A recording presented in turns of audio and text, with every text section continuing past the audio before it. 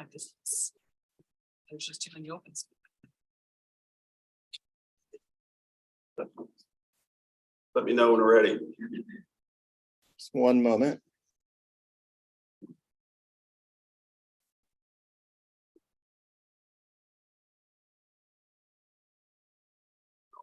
All right, we're ready to begin. So it is 6 o'clock. We call this Lacey City Council work session to order on January 12th. We do have an agenda. Is there any changes to the agenda? Can I get a motion to approve? Move to approve the agenda as published. Second. Been moved and seconded. Is there any discussion? All in favor of that motion signify by saying aye. Aye. Is there anyone opposed? That motion unanimously carries. Have an agenda. First up on our agenda is lot planning for the future. Hey. Thank you. Thank you. Thank you for having me tonight. My name is Matt Kennelly. I'm the executive director of LOT. Been a lot going on almost 8 years now. Just took over as the executive director. I've been doing wastewater design, management, things like that for about 21 years. And I'm excited to share tonight with you our master planning progress, and we're calling it planning for the future. So we're looking out to 2050 in this planning effort. I like to start the presentations just as an overview of who we are at LOT, for folks watching at home as well. So Lacey, Olympia, Tumwater, Thurston County, that is LOT, the LOTT. So back in the 70s, these jurisdictions, including Lacey, formed in order to do regional wastewater treatment together. The utility today was really out of in 2000, there was an interlocal agreement that was put together. That really reflects kind of what we look like today. So our mission is to protect public health and the environment by cleaning and restoring water resources. There's one elected official from each of the partner jurisdictions that serve on our board. And you'll see Councilmember Cox here, listed here for Lacey, that's been on our board. So how we do that treatment is at our main facility in downtown Olympia, our Bud Inlet Treatment Plant. We process about 13 million gallons per day at that plant. And to put it in perspective, 13 million gallons per day, kind of nebulous, but if you took an entire football field and built a 4-story building on there, the entire thing, and filled that with water, that's about 13 million gallons per day. So if you think about that kind of water that comes down to LOT in a state that would negatively affect the environment, be bad for public health, that's our job. Clean that up, make it safe for our environment and for our community. We discharge to the southernmost point of Puget Sound, so we have very strict water quality standards that we have to meet, and we've been consistently doing that for decades. Where else is that? Where do you actually discharge at? Is that out towards Boston? Yeah, just off the point there. So, Anthony's is out there, and then you just kind of, the pipeline kind of takes a jog, but goes out about 200 feet, and it's got a series of diffuser ports throughout. Kind of spread out that flow. So, back in the late 90s, there was something called a wastewater resource management plan. That's our big long range guidance document. A lot of effort went into this, millions of dollars to put this together, a lot of public input that created this document in order to have community input on how to responsibly manage wastewater in our community as we continue to grow. There's public values that came out of that, of which not only to meet future wastewater needs at LOT, but also treating wastewater as a resource. That's how reclaimed water came about from that study.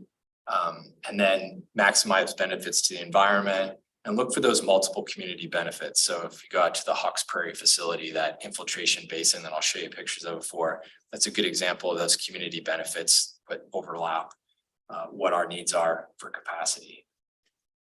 So this original plan, it's called the highly managed plan, because there's a lot of annual planning that goes with it. So one of the main strategies that this plan set into motion that we've done since the late 90s is to do flow reduction. And the idea there is if you get flow out of the system, you don't have to build the infrastructure to treat it. You don't have to staff it, all of that. So there's an extensive campaign for flow reduction. Continued discharge to Bud Inlet was very much part of that original plan. There were some studies done at the time. And then creation of reclaimed water, that treating wastewater as a resource. The original plan envisioned multiple satellite decentralized plants that would be built. One of those plants is here in Lacey, the Martin Way Reclaimed Water Plant that was built out of this study, but it also envisioned multiple other plants to be built and produce reclaimed water, use that for irrigation and use that for groundwater infiltration as well. And the highly managed plan name comes from this continuous planning approach. So the way that we do wastewater planning in our community, doing that planning for all the partner jurisdictions is this continuous planning approach where annual plans are submitted to the Department of Ecology, where we're looking out at population projections, we're looking out at our capacity, what we need to build, when we need to build it. Unlike other communities that might do a big sewer plan, build a treatment plant, do a major upgrade, and then grow into it over time.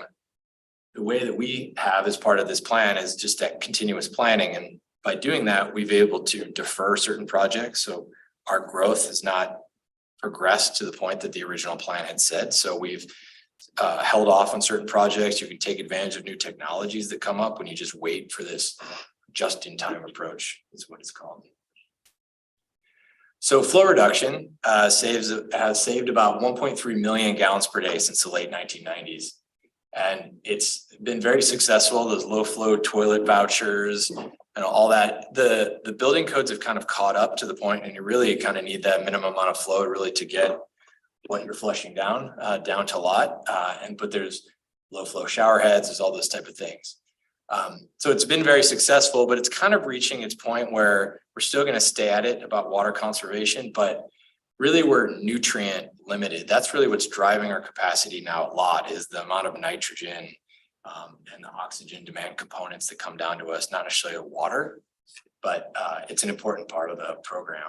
And we do that through our wet science center. We do that through outreach to schools and the community. Our discharge to Bund Inlet, we maintain that at the very strict standards. The most stringent on Puget Sound we have to meet. And we're actually operating below that and even well below that now with our recent upgrade. So we do something called biological nitrogen removal. And that's different than a lot of the treatment plants that you hear about up north. And you heard about the Puget Sound Nutrient General Permit or any of those type of things. Treatment plants to the north are kind of being forced into that. We've been doing that here for about 30 years. And we just did an upgrade to our treatment process because it was getting older and we needed to take advantage of new technology. So our numbers now are some of the best in the nation for this type of treatment. Question about that. Why do we have high rates of nitrogen in waste? Because I know that's an issue with composting also, is actually needing to remove high rates of nitrogen in composted materials so that it doesn't poison the soil. Right. It's just the natural process of our waste coming out of our bodies, you know, the nutrients that we eat and make their way down. Anything you put down the disposal, all those organics, it's just a natural part of removing waste. As it decomposes, it generates nitrogen. Right. Okay. So, It actually inherently has nitrogen. Ammonia is primarily the component that comes in. So ammonia from urea, from urine. so a couple slides ago, you said it was the nitrogen and oxygen that was preventing you from reaching some key markers. Is that what you said? Well, the main drivers to our treatment. Yeah. So instead of water, if you think about like as flows increase, more and more people connect to the system over time, that's more water that comes our way. But actually water is not the limiting factor to our treatment. That's hard to treat. We can pump that through and send it into tanks, but it's the nutrients, it's the nitrogen, and what's called biochemical oxygen demand. So basically anything in the wastewater that would take up oxygen to degrade.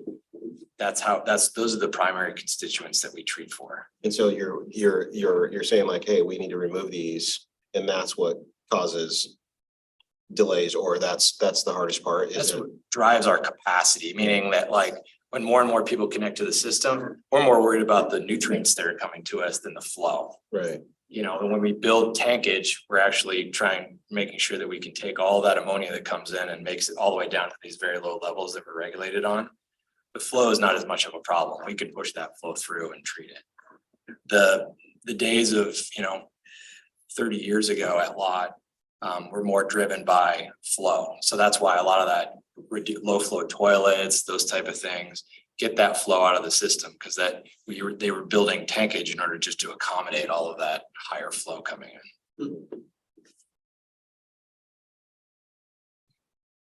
So then reclaimed water production. So I don't mean to interrupt. So with this system, can you go back one slide? Yeah. So the performance ranks among the best in the nation. Are there similar systems across the country that this has been modeled after? Or are we the model, and where are we at in the ranking as far as that goes?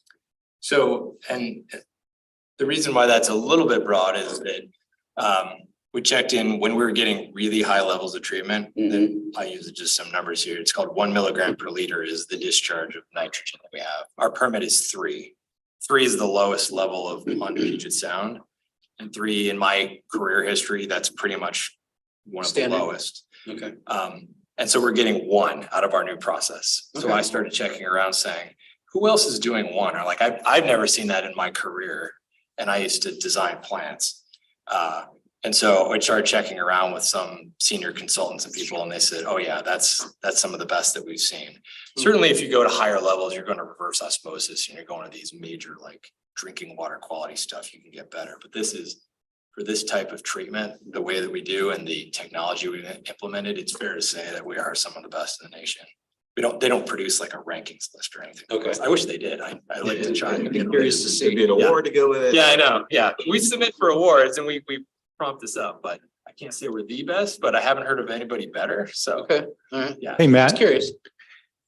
you might be getting to this later, but if not, could you explain why the permit requirements are so tight given our location in Puget Sound? Sure. Yeah, so because we're at the bottom of Puget Sound, ecology, has done a lot of studies on Butt Inlet, and it's an impaired water body. So ecology says, okay, we have a total maximum daily load limit that we're going to head and put on lot to say, this is how much nitrogen that we think that Butt Inlet can sustain. And so that's where we're capped on our nitrogen. But really being at the bottom of Butt Inlet, and there's not a lot of, there is flushing that happens and everything, but it is limited as opposed to being out in some open atmosphere, open waterway where there's a lot more circulation. So that's why we have the strict discharge limits. But lot is actually only 3% of the total impact to dissolved oxygen in Butt Inlet for ecology. So we're continuing to do very low levels, but there's other sources. Runoff or? There's runoff. Capitol Lake is about 62% of that impact. 20% is from up north. And then there's those non-point sources runoff. So Septics. Capitol Lake is just because of Deschutes, everything's run from Deschutes into Capitol Lake. And It just kind of traps it and algae grows and that consumes oxygen. So that's the studies that they've done. Yeah. So when it comes to reclaimed water, we produce reclaimed water at 2 different treatment plants.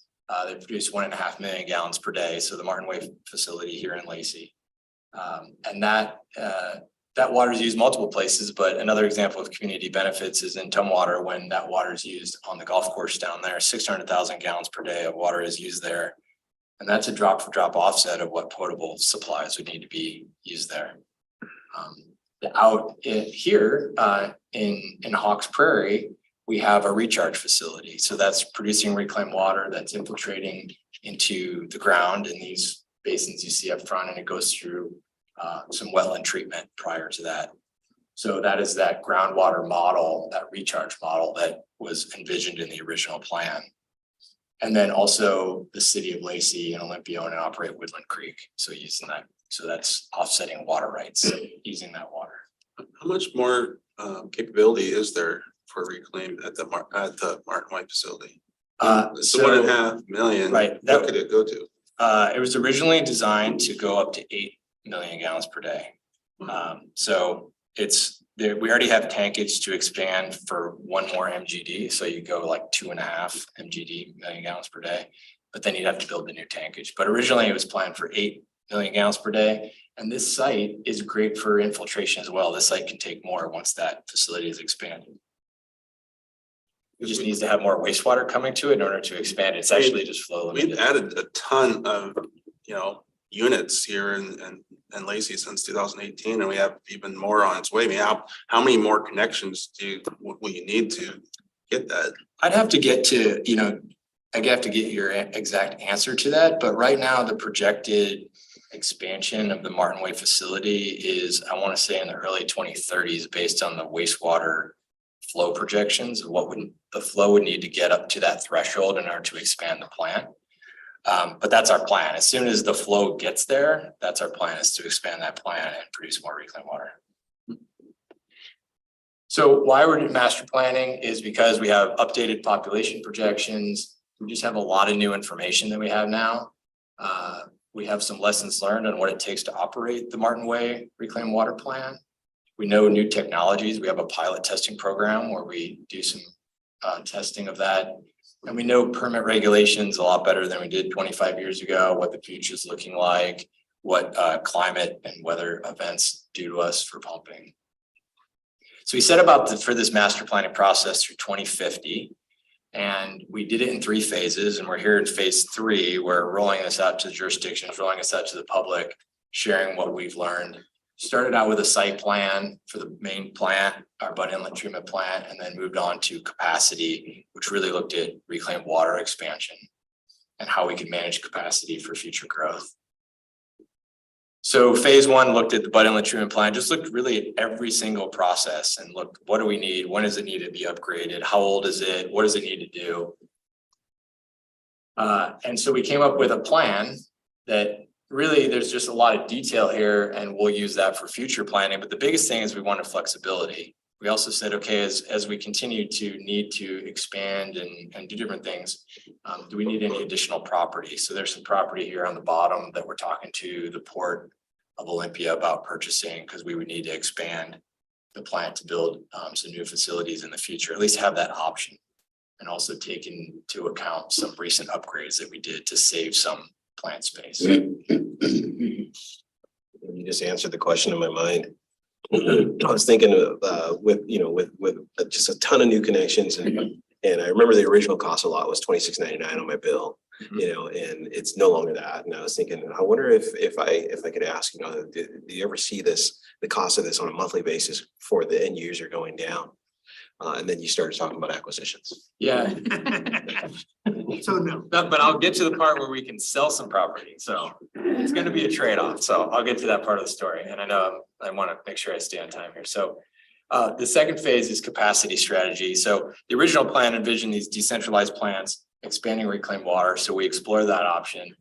But a really a great option also presented itself, saying we're doing such good treatment of the Bud Inlet treatment plant.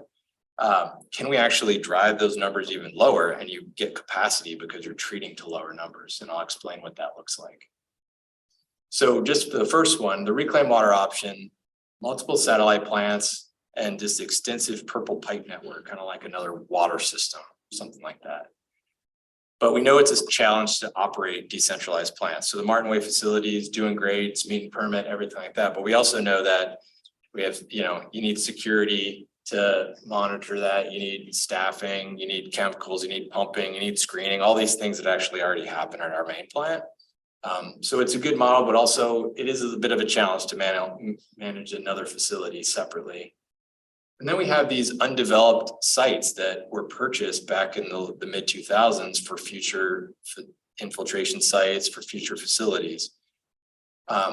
Those sites have some limited capacity for groundwater infiltration. That Hawks Prairie site has a lot of capacity, but these other sites that are undeveloped, actually new research has shown it's on the lower end of the range when they were originally purchased.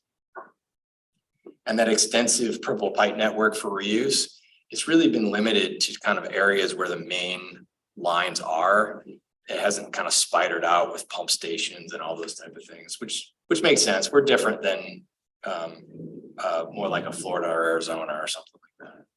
Well, we don't have the additional capacity, so it doesn't make a lot of sense to be putting purple pipe in the. Yeah, that's another limitation. If you don't have the capacity. Right. I do want to bring this one that obviously we're doing a lot of infiltration. And we thought one of the benefits of it was going to help Woodland Creek with its flow. Have we done any? Has that been proven? Is there better flow in Woodland Creek now that we're infiltrating there? So that's not a facility the lot manages, so I have to defer to the city there. Yeah, so, we haven't done any studies to pursue that yet, but that infiltration, we know for a fact, based on what we've witnessed in Goose Pond. Well, we know Goose Pond's raised way up. Yeah, so it is influencing both, the surface water bodies at Goose Pond and Woodland Creek.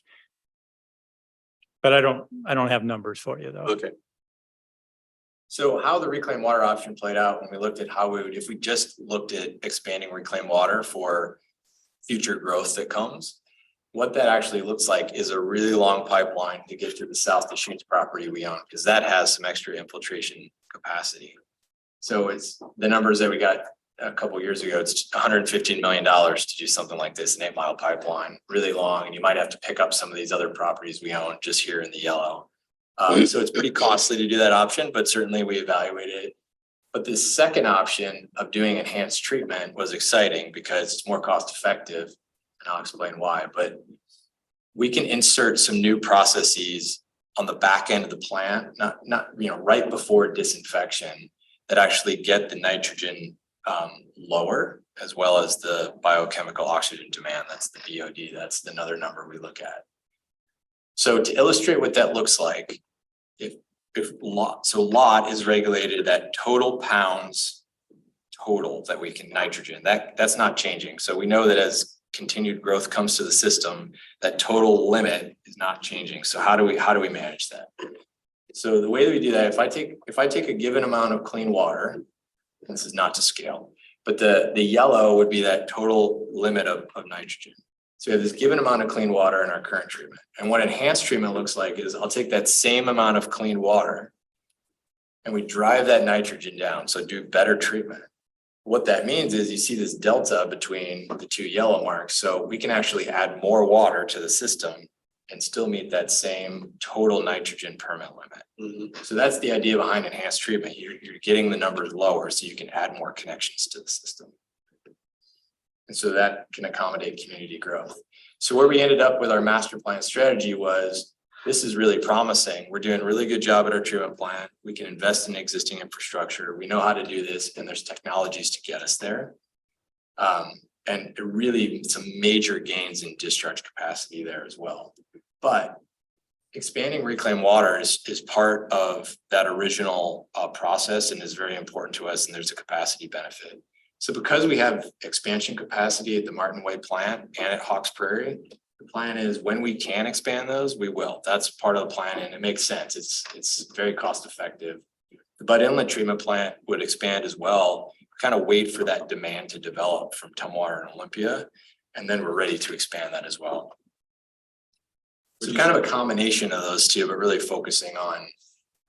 Would you still infiltrate right there at the inlet, or will you try to pump that, up the chutes a little bit more and add more flow into chutes? Yeah, it would be at that Bud Inlet reclaimed water plant expansion. It would be where Olympia and Tumwater as the end user would like to do that. So if, let's say, Tumwater wanted to do a Woodland Creek type facility out there, then we would look to expand that reclaimed water plant and kind of partner up with them that way. And that could be a Deschutes infiltration site or something like that. But this model says we're not going to build our own facilities similar to Hawks Prairie, because we have some good options to just expand the existing. So in summary, it's really cost effective because you don't have to extend that and build that extra staff and do these extensive pipelines for all these new infiltration sites. And then the sites that we own, those are the sites we can now sell and surplus and sell. And we can buy the sites that are, there's really one site we're focusing on close to the treatment plant, but you can surplus these other properties, which is less of a headache to manage these remote properties anyway, and then just focus on purchasing what we need. So how many properties you have built and sell? Yeah, so that we own the Deschutes Valley properties, we own property there. I think there's one still out on Mullen Road here in Lacey. And then there's 2 properties on Henderson and Tumwater. And then there's that one property way in South Deschutes. I think we'll just hang on to that just as a kind of an option way just to keep for now, but probably about 4 properties or so to surplus. And so this is really adaptable, which is a big part of our planning model, that highly managed plan.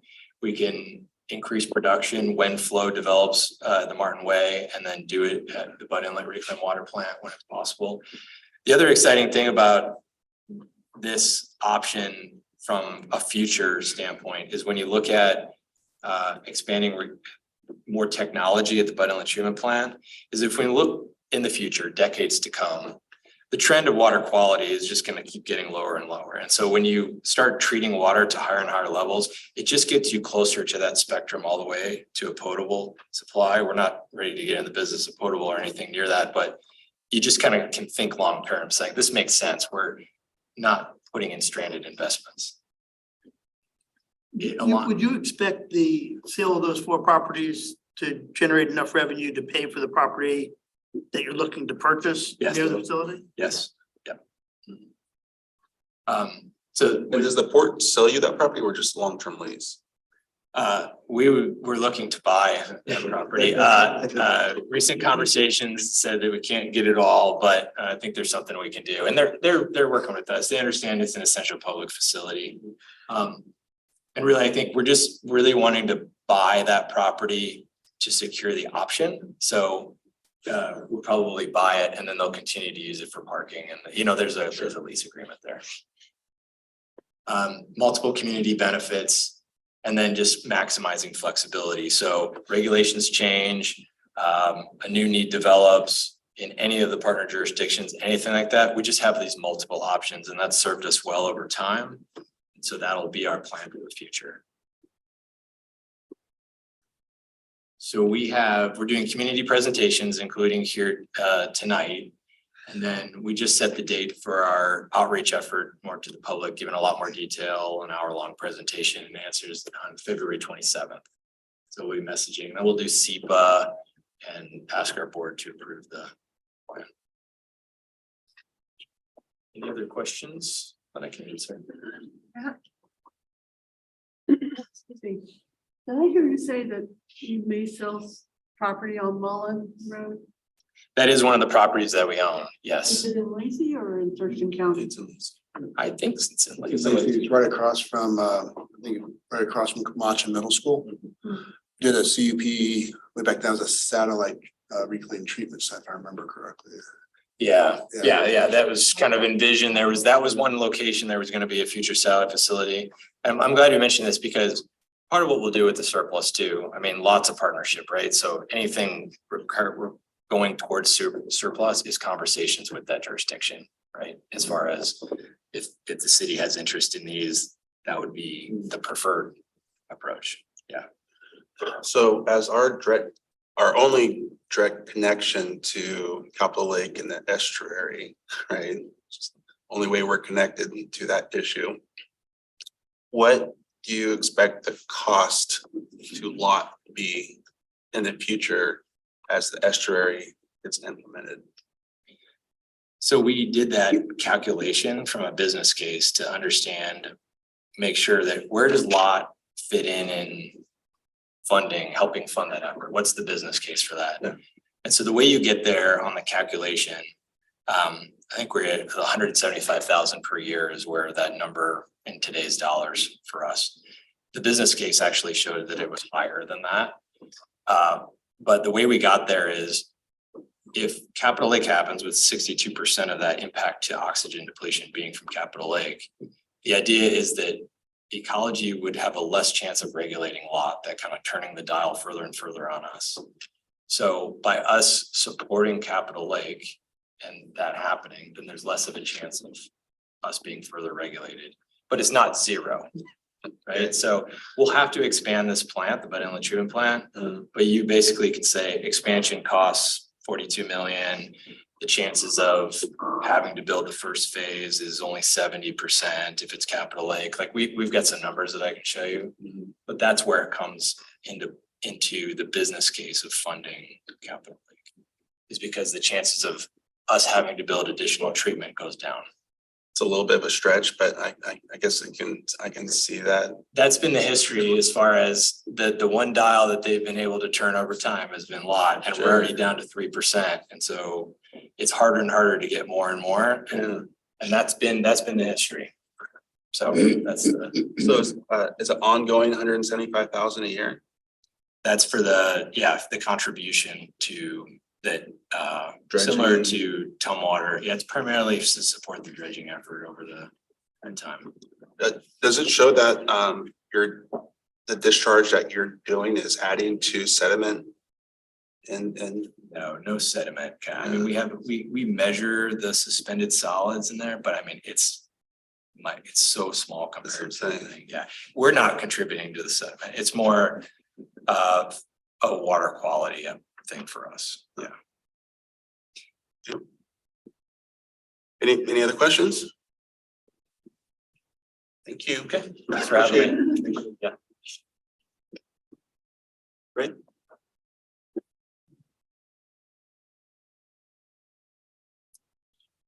Appreciate it. Thanks, man. So next up is our city manager recruitment update. Thank you, Mayor, members of the council. It's a pleasure to be here and meet you actually in person. So I took a little risk and drove from Gig Harbor, and that I think the direction says 35 minutes. I left an hour and 15 minutes and got here 5 minutes before you started. So Well, welcome to I-5. yeah. Anyway, again, thank you. It's been a pleasure working with you. I wanted to cover just the update status on both the profile and the schedule. So today is an important day because this was a deadline for trying to get your review and moving forward with the profile. We think we've done a good job with that, a very good job, actually. The profile looks pretty good. I think there are extra copies up here if you don't have mine on the screen. We did interview all council members, so appreciate your time, your thoughtful comments and advice, as well as your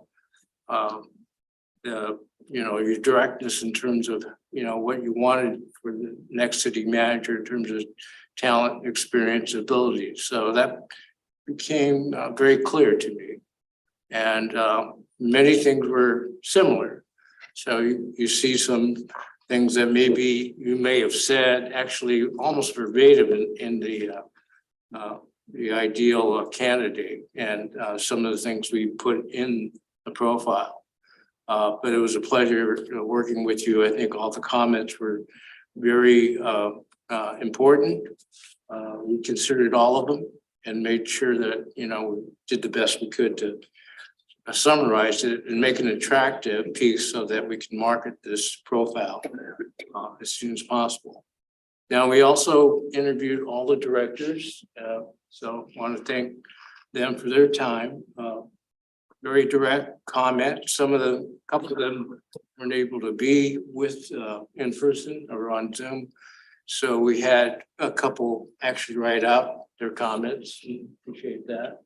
Can you give us an overview of what the main themes were coming from our directors were? Yeah, they want somebody that supports staff, obviously, that's open to change, that fosters innovation, and I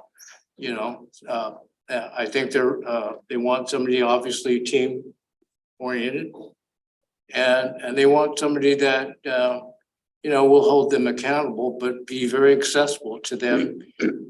Be part of create an environment for the team. So that came out very loud and clear. I think you have a wonderful set of directors here that seem to work. Absolutely. So one of the things that I would like to see this council do is have a one-on-one with the staff, not a representative of the staff, not just one person, but the whole staff, and get some feedback on this process. When we interview candidates, I want to know what the staff thinks too. Well, I appreciate you saying that, and I know, because of timing and some unfortunate scheduling, the one thing you weren't able to get to is through the community feedback. And so before we do interviews, I think it'd be nice if we could meet with them, right? It's almost right, for this process. I think you can give some input if you want to do it now, but at some point, the community needs to be a part of that, either the interview process or we talk to them ahead of time so we get their input before we go and make a decision as well. Since that didn't happen, kind of going into that, I imagine we're always going to try to pull a panel together at some point, but I think it's even more important now that that didn't happen, Brian. Go ahead, Rick. Just to add a little bit of what's going on with getting that community stakeholder feedback, because the council wanted to have that part of creating the profile. Yeah. Got into the holidays and trying to get this list and trying to find some dates that everybody could meet was very challenging. So we end up, Nicole sent out an email to each one of them asking for written feedback by next Tuesday. So that will be something that, while not time for the profile, this part. Did that go out to everyone that we suggested? Yes. Yes, there's everybody you suggest on your list. And then we'll, once that comes back to Nicole, we'll share that with Ray as well as the rest of the council. I have to agree. I think it's gonna be critical that we need a community component in this process. And I get that it's a little late for this, but if we have it by Tuesday, hopefully, if there's something there that we need to change, we can still change it. But I think there has to be a community panel involved in the interview process for sure. Yeah, I certainly would agree. I think you have that opportunity both collectively to look at some kind of a, session focused on that from the community at large. There are different ways to handle that. Or as the mayor mentioned, you could have a panel community member part of the final selection process. You could have the community work with sort of a reception or something like that, so they can see the final candidates, give you some ideas about, their reaction. So I think there are ways that you can accommodate and make sure that the community is an integral part of this process. So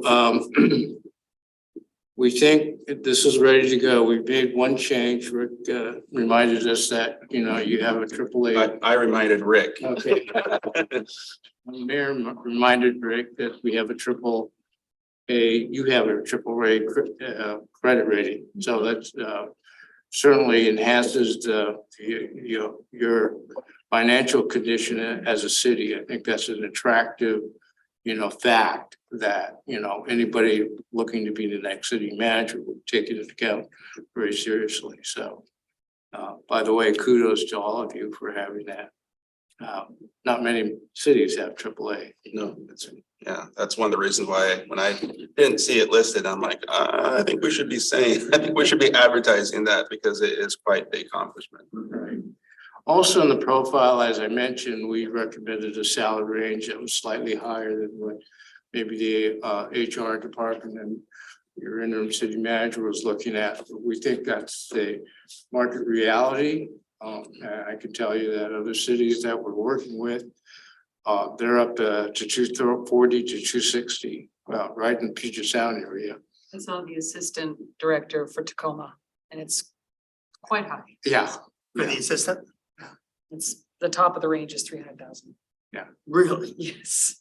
I was like, oh, Tacoma's big. Can but you still. explain how this fits into where we're at as a, what is the percentile? How does this fit into our pay?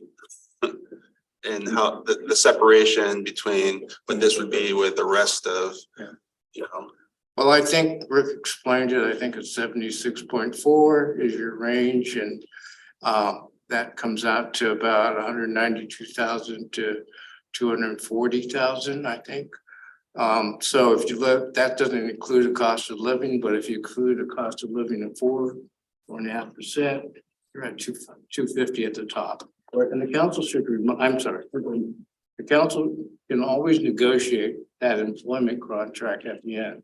This just gives a sort of the playing field for the candidates to get some attraction, and I think you're better off with the competition out there, quite frankly.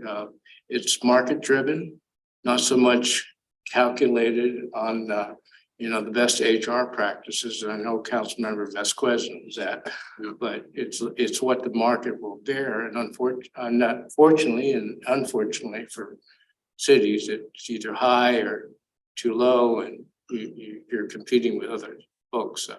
Well, I would just say, we met with, so the subcommittee, Andy, myself and Robin, met with 3 firms in hiring, them to do this for us.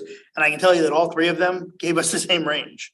In our initial conversations, all 3 of them were in the same place on where we needed to be if we wanted to be competitive. When we can, especially with recent changes in the law, you can't be cagey about the amount of money that you're offering. You have to be very upfront in job postings with the high and the low of the range. You can't just say based on experience, like that's no longer a legal practice. So explain how we come to that final number after, say, we go through the process, we have a preferred candidate. How do we start negotiating for what that number is? Well, I think collectively, what you do is get together and look at what you think based on, and we'll help you through the process. We'll make some suggestions to you. And I'm sure the interim city manager and others, you may want to get their advice on it, HR. But I think that's, again, a matter of negotiations. Is look at the salary in terms of the total compensation. Right? So it's not just the salary. It could be moving expenses. It could be an allowance for housing for a short period of time. There could be other benefits here that make the salary a little lower and acceptable to you and the public when you have to make that final decision and approve employment contract. So there's room. And that's why we think, just because it's 250 at the high doesn't mean you're going to need to hire somebody at 250. So it'd be helpful coming in that we know what the city manager's needs are. Is that person already settled? Does that person have family to contend with, and all those other personal things that we could maybe help incentivize for the right candidate to negotiate with. Councilmember Combs, that's exactly right. If their person's from Tacoma, you may not have to worry about moving expenses. But if they're from, Eureka, California, you might have something else that you might want to look at in terms of the needs that you point out. Okay. So they're looking also at the total compensation. I will tell you, they're not just looking at the salary. They want to see the total number, the gross number, the net number from them, and how they will make their decision. Yeah. The value proposition. Absolutely, the value proposition, exactly. Well put. So if you look at the schedule, we're at January 12th. We spent most of December going through the initial review and of the profile, getting the checklist completed. Now we have the profile ready. If there are any other changes, we could slight changes that might be grammatical or something like that. We can make those tomorrow, and then we're out Monday to print and distribution. So we'll have 400 different networks. We're going to concentrate on probably the 11 to 12 Western states. We think the market's there. Although anyone in the United States and elsewhere can apply. There are city managers in New Zealand. So just for your information. Mm-hmm. So we'll do that. And then through the end of the 19th of February, that'll be the deadline. And then we'll start looking at, make an assessment of those applications. And then we'll get to a semifinal list, and we'll look at those and review those. And then in the middle of March, about the 16th, we'll review those with you. And then you will make the final decision on the final few candidates you really want to interview for the final, decision. When do you think we do those final interviews? I think the first week in April, that's what we planned. At the end of March, we're looking at getting you the packets already. So part of the process is not controlled exactly by us. When we do the finals, we look at reference checks and credit and all the other things you want to know front about that person. That information will be part of the packet. So we won't be able to release those publicly. We can share them confidentially in a session, a closed session with you. Okay, so yeah, we're looking for that first week of April, like the 3rd through the 7th. Yeah, hopefully we can do those at 3rd and 4th or 4th or 5th or something like that. Assuming we're getting Sure. candidates in, Yeah. what is the probability that we're going to see potential candidates to interview Yeah, with this market? What do you think is what can we realistically expect? well, this give you a real life example. We just did Pasco. And we had, instead of the 30-some applications that were, would be credible and we could move to semifinalists, we actually had about 21 or 20. So much less than we have in previous years. So the market really has tightened up in terms of the availability of candidates. You think that Pasco offered a competitive salary? They were at 240. They're bigger than us. Yeah. Matters. Yeah. There was a different housing. Yeah. Yeah. That's where Market there. Well, it's not discouraging. I mean, we only need one city manager. Yeah, So, no, I'm you know. saying out of that 60,000. stack, we had about 6 that we were ready to interview, the council chose. And, over time, several of them dropped out. This is not to be, don't be surprised if, you look at a candidate at, in say March, and then in April, where they're scheduled, they call and say, we got another job. Don't get your heart set on any particular candidate. Yeah, so that's how this will eventually play out. So you may lose people along the way because they have other irons in the fire, quite right. And that's why I say it's a competition. I'm just want to Hunger check, Games. check in. Robin, Deputy Mayor, either of you plan on going to National League of Cities in March?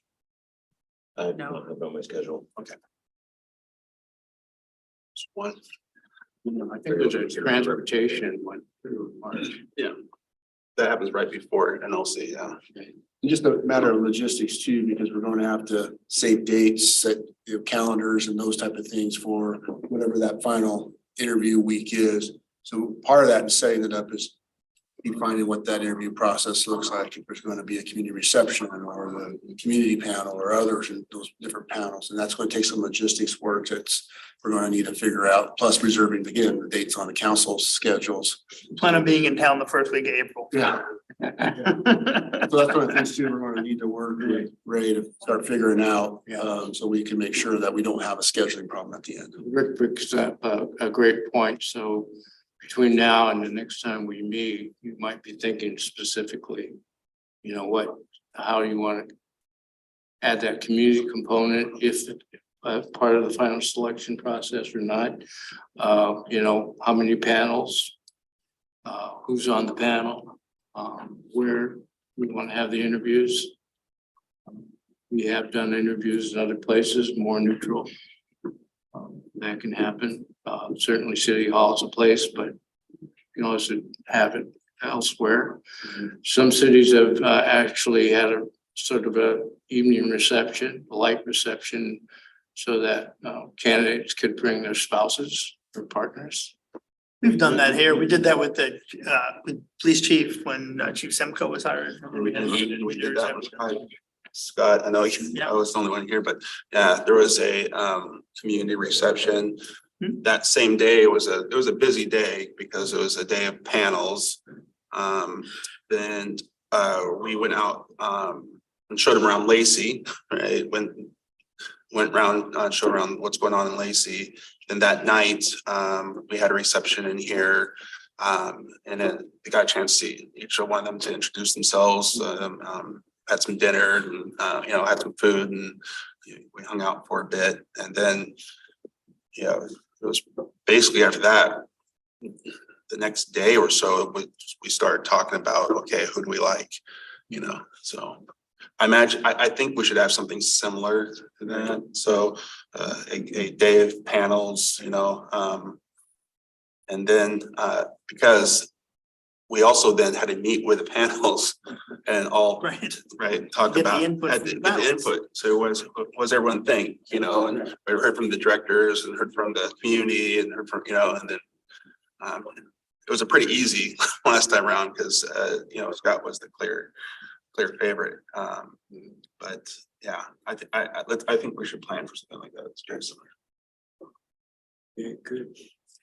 And just to double check, where are you planning on putting the AAA rating? Are you gonna do it under recognition? Under the awards section. Yeah, the recognition. Yeah. Okay. I think that fits right in. Yeah. Slip it right in there. While you're in the recognition section, I noticed rank one is on of the best small cities to start a business, Yeah, like the fourth or fifth bullet here. right. Oh, rank one, yeah, it needs to be one, not on, ranked one of the best. So we were ranked the best small city to start a business, the best. The best, you want us to say the best? We were ranked number one in Washington State. Mhm. Okay, so We were ranked the best small city. okay, Okay, To so start it's in city business. singular. then. Yes, yeah. Small city. it is in Washington. There's a national deal, but we were ranked number one and Just start a business. to start a business. And then we were ranked like number 6 in the nation on support of small businesses once they were open. We need to double check on that, but Okay. We'll change this to rank the best city, small city to start a business. Yep. Good catch. nice catch. And if there's anything else, as we're going through this, I missed that one. I thought I've read through everything, but We'll go through it again. Our team will again tomorrow. Add any minor changes that you're recommending. any questions from council? Let me just say thank you to Rick and to Nicole. They've just been very responsive and as I said, you have a wonderful team of directors. It was delightful to talk to them. I wish I could be your city manager. So feel free to contact me as you see fit. Rick, get a hold of me or Mayor, certainly you and your committee or any council member. Glad to answer any questions or address any. I definitely concerns. would like a check-in on how things are going, even before we get to the end date, right? Okay. Just maybe because when is it closed? 19th of February, that's 5+ weeks, yeah. Okay, so So we maybe, can do something after that. well, what I'm saying is, maybe like the 1st of February, that first week of February, just a quick check-in that Okay. we've gotten some good applicants, things, if for some reason, by then, we just haven't gotten a very good poll. We may want to think about extending, keep it open for a little bit longer. But Let me say this, just react to that, because having applied for positions, I always waited till the last day. Yeah. Yeah, you know, just timing with your current employer, Sure. you know, just. Yeah, because once you apply, Yeah, I mean, once you apply, it's hard to keep it, you know, under wraps, right? Mhm. So your current employer or your colleagues or somebody's gonna say something. So sometimes people sort of hold close to the vest, Sure. their cards, and then they, you know, at the last minute. So we can work a time, so. Yeah, let's just a check-in, see how things are going, you know, does this feel right? Does this feel normal? Is everything going right? Okay, Are you gonna start screening for min quals before the close? Yeah. If you get a lot of candidates, so you'll already. If they know come in, you not start- just applicants, but people in the qualified pool. yeah, So we can say, Yeah. are we getting Yeah. people who meet the min quals? right. Ray, you said this will be, this will be reviewed again, but just to point out that this, under opportunities and challenges, the new police station, Yeah. that line needs to be rewritten. Sounds terrible. Probably just need to remove the word new after 50 million, but that doesn't read well. Yeah, yeah. Yeah. Cities, It's kind of nitpicky, but it is going out to hire our next city manager, so. cities It's one of designing. those things, we're introducing ourselves to Yeah, prospective exactly. candidates. You want it to be on. Designing. So how, Designing, building and financing without increasing Design property and plan and tax. build and finance out. It's not planning to $50 build. million police station within the next year is fine. And really, all you have to do is remove the word new after 50 million and it reads much better. Okay. Designing, building, not planning to build. I mean, I guess we can say it, but designing, building and financing without increases. Yeah, designing and planning to build are kind of the same thing. Yeah, right? Designing. Designing and building it, not Yeah. designing it and then planning to build it. We're designing it. Building and financing without increasing property taxes. A $50 million police station for the next, take out new. 50 million new police. 50 is okay, Yeah, and it'll change, you yeah, know? and approximately $50 million Yeah. police station in the next year. I think words our weren't candidate will get the message. I think they know, But that was a little, It just doesn't read well. Yeah, they see the word finance, they'll know. anything else, council? Oh, I think it's a nice, attractive package and. We have an attractive city. Somebody who lived just north. You're on message, right? This is very nice, though. The packet's really nice. Okay, here's another small one. Under financial stability, it should be balanced budget, not balanced budget. Okay. It's minor, but And I read through this. it should be in, Oh, it's, you never know. A lot of words. it's easy to read over it, actually, But it's good that a lot of us are looking at it. I know. I missed that. well, you guys are reading, I'm gonna get a copy of that. Well, if you find anything else, just let me know. Yeah. I'll be glad to change it. We have tomorrow. Sarah, our person who puts all those together. And pretty much turned it around fairly quickly. We want to keep that Monday date though. Yeah. And you're gonna send us a link when it goes live so that we can also, like, we all Yeah, know people. too, This we can is just circulate. some consideration. I don't know. This is the profile. It'll go out. I don't know if you, with your press, relationship, want to make a statement of some kind on behalf of the city or the council. That's always good. I mean, I don't know. Your relationship with the press and how you want to convey that. It also may help your community, It's just Rolf, the are kind of you, thing that- Rolf, are you listening? I'm Yeah. sure you are. It's the kind of thing we would do a press release for, yeah. Yes, We would do press release and push out as well. Yeah. we're happy to, do an interview or whatever as well. Okay. Okay, All right. thank All you. right, Thank thank you. you. Hey, Nice meeting you. thanks for coming down. Oh, no, it's great. You're gonna, The ride home should be much easier. Yeah, traffic should be better on the way back. you're gonna pay a toll to get back home. If it's 7 o'clock now, it should be. They have these go. That's 16 exchange. Got a bill pass. Whatever it is, they got a sticker. There you go. Just open an account and they charge you. Yep. And I got a state Richards. Not exciting. Yeah, I'm from Bremerton and I used Thank to go to you. school up north and slide right through there. Sarah. It's really easy. Sarah. City is. I hate leaving certain county. Worse than it used to be. Yeah. I used to get from Bremerton to Bellingham, driving around, it's 2.5 hours. And I was not doing the legal limit speed, but can't do that. Yeah. Okay. Maybe this, the owner of an animal to just a person. And it's so unpredictable. A simplified language. See, I don't hear or hear this. Encrypted, but I have.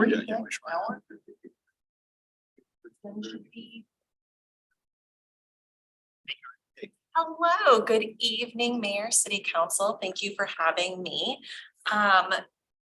Today, we're actually talking about two things. So originally it was talking about our community CAP program, but we're also talking about some new, some adjusted language to the LMC, and this is in regarding to the animal cruelty section.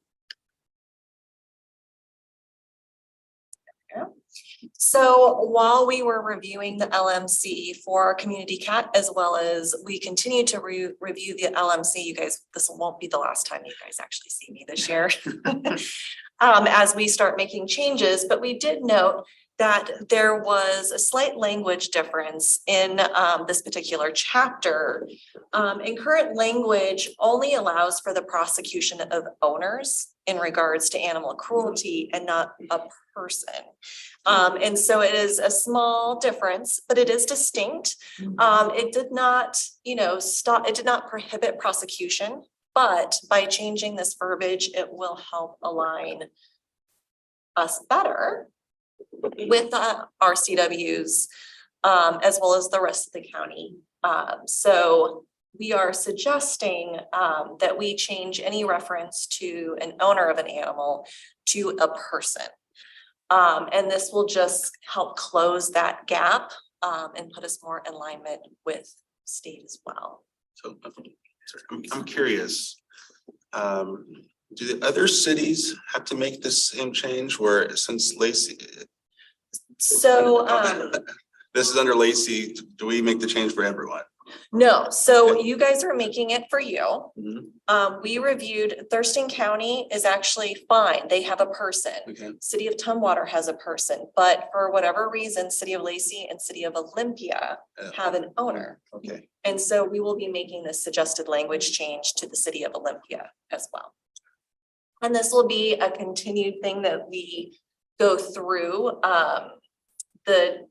Does that need I'm assuming that needs a motion, correct? Are we gonna do that? I'm sure this will come before us. Gonna come before us at a regular meeting? Yeah, you guys, That's pretty much a no-brainer.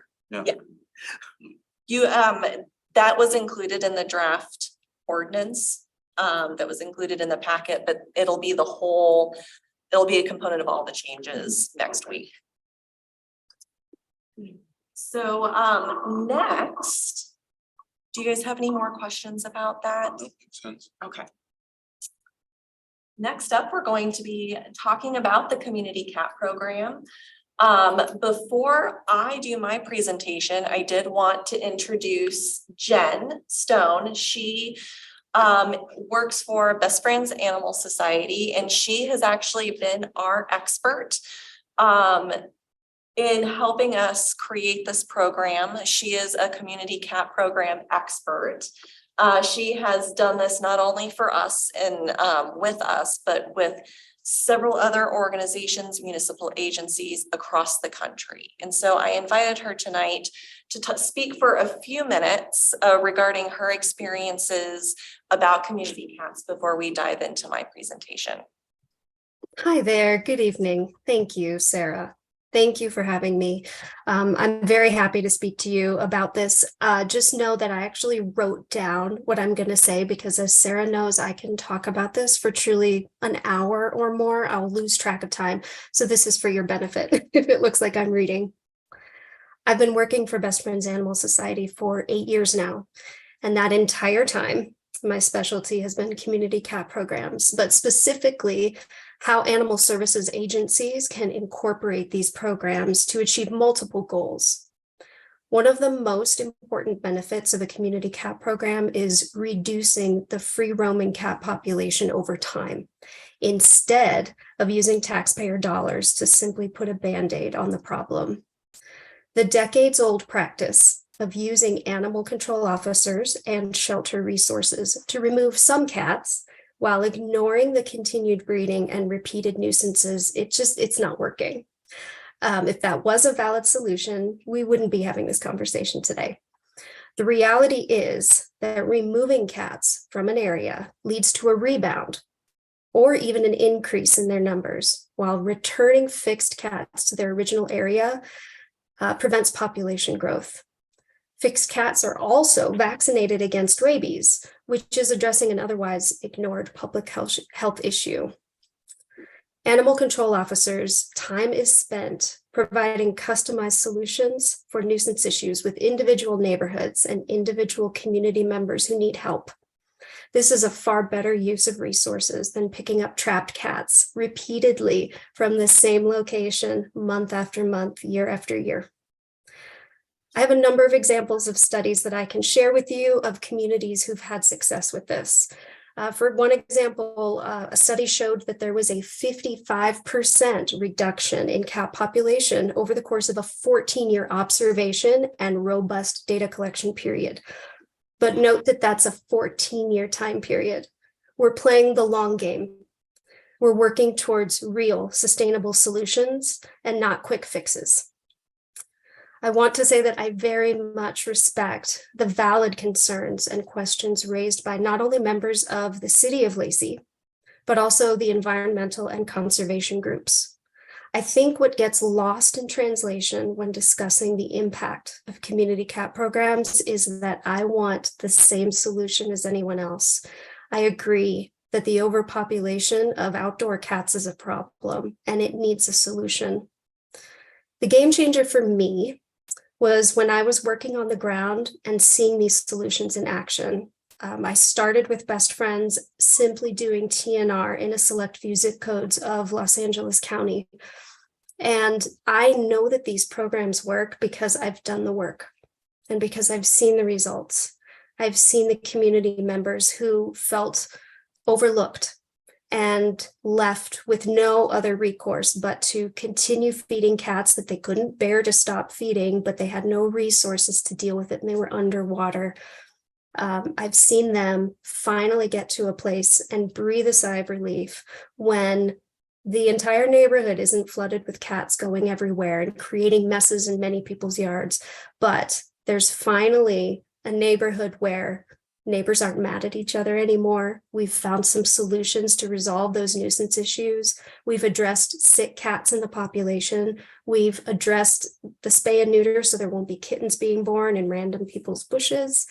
And to see the relief and the change in a community like that, there's just nothing that can convince anyone that these work until you see that for yourself. So I would absolutely invite you to take a swing at this, give it a shot, and you will see the successes and you will be so happy that you did. Thank you, Jen. Jen, I'm going to have you hang around in case you can supplement any questions tonight. Absolutely. Thank you. Yeah. So to talk about our community cat program, again, just briefly, because you guys have seen some of this before, but community cats, sometimes referred to free roaming, stray, feral, really consists about any cat that is living outside in your community. It can be a cat that's actually owned by somebody indoor, outdoor. It can be a true feral. It can be a stray that's lost its home. It can be a great many things, which is why it's called a community cat. It's also called a community cat because there's usually more than one person acknowledging that animal and taking care of it. It's not usually a one-person problem that's creating the issue. It is actually the full community that has concern for these cats. And how do you actually determine if it's owned or if it's really a true community cat? I mean, are you like, is this your cat? Do you knock on doors or? So I mean, that's License. part of our, our process is a license. So, when we're doing a fully robust community cat program, we would still be out trapping cats, doing group trappings, having volunteers participate.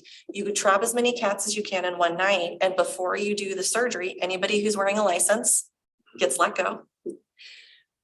Before surgery, everybody's getting scanned for a microchip and they're scanning multiple times. If a cat has a microchip, it's owned. You call the owner. Sometimes you still miss it. Sometimes people do not microchip. They don't license their cats.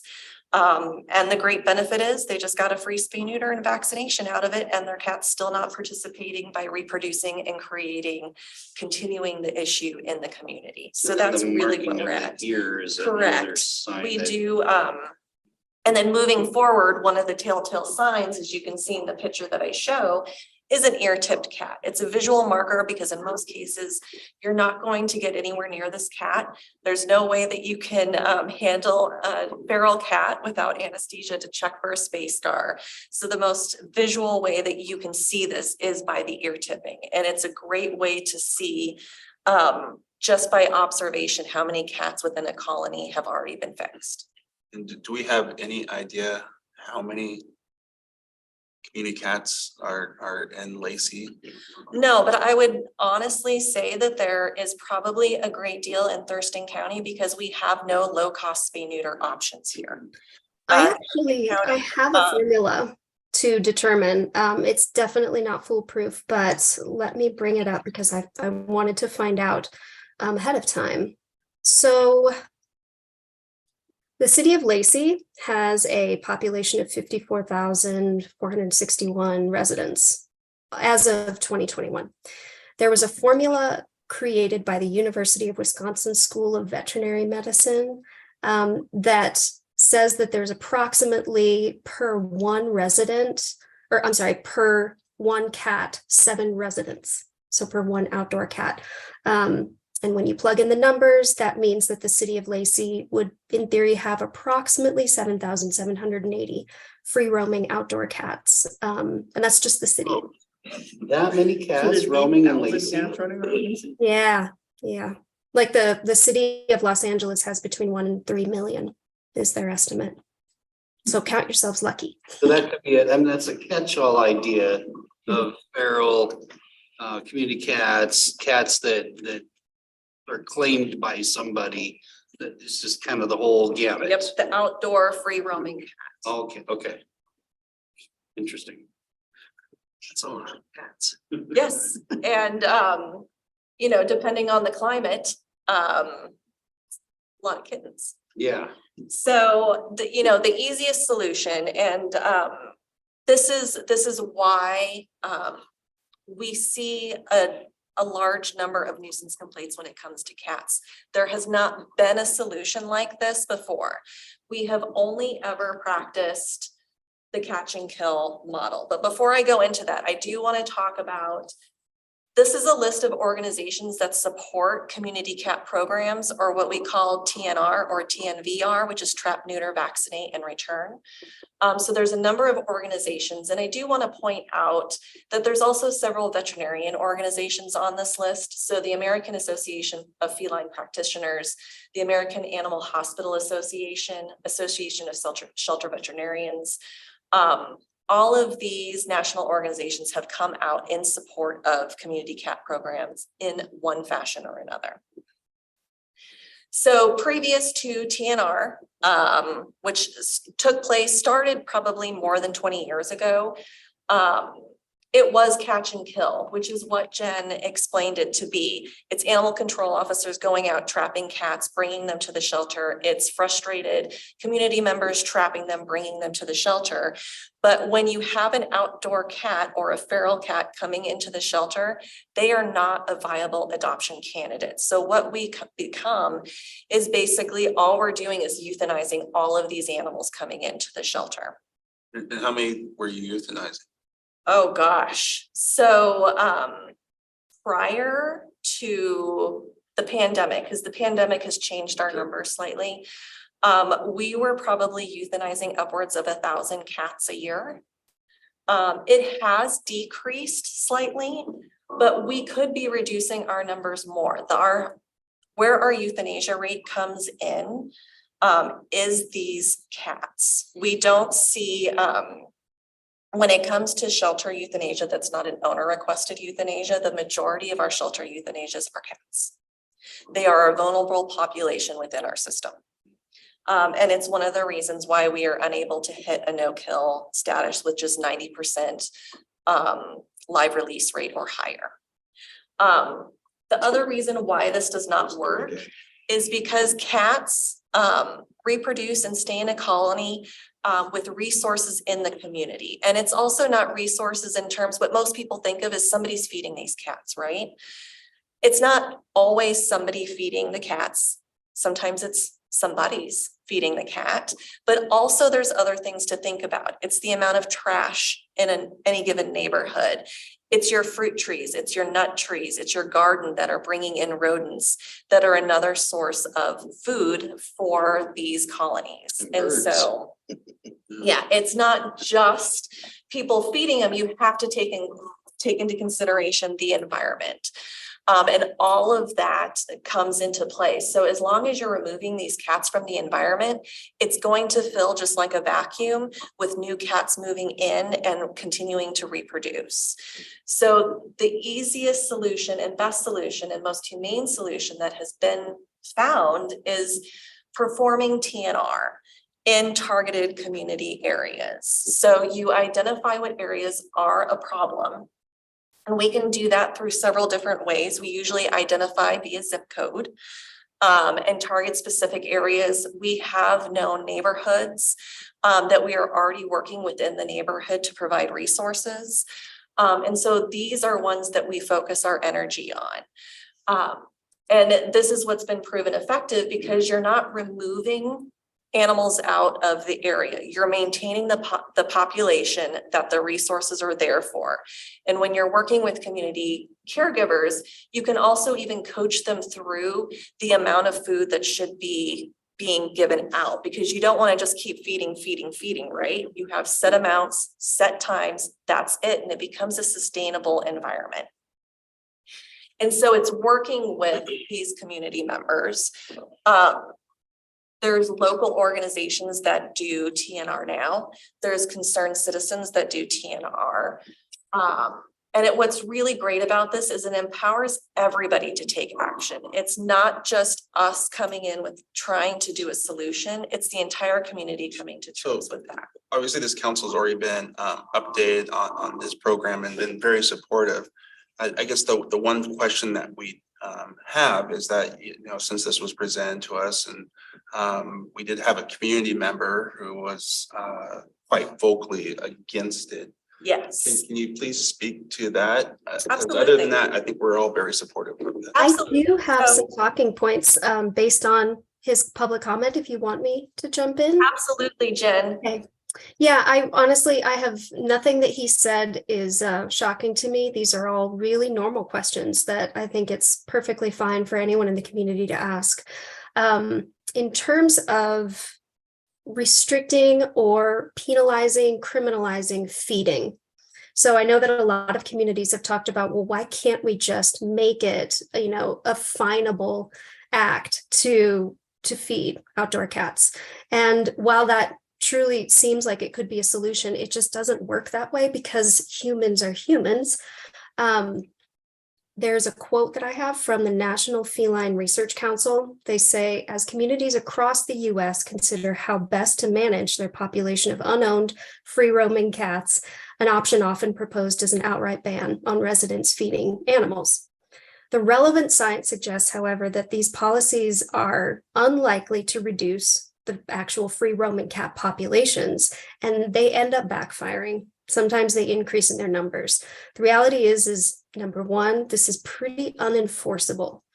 It's taking officer time doing things that really aren't addressing actual animal health concerns in the community. I've talked to officers who say, you know, I'm not going to spend 8 p.m. to 10 p.m. in my shift watching to see if the lady's going to come out and feed the cats, right?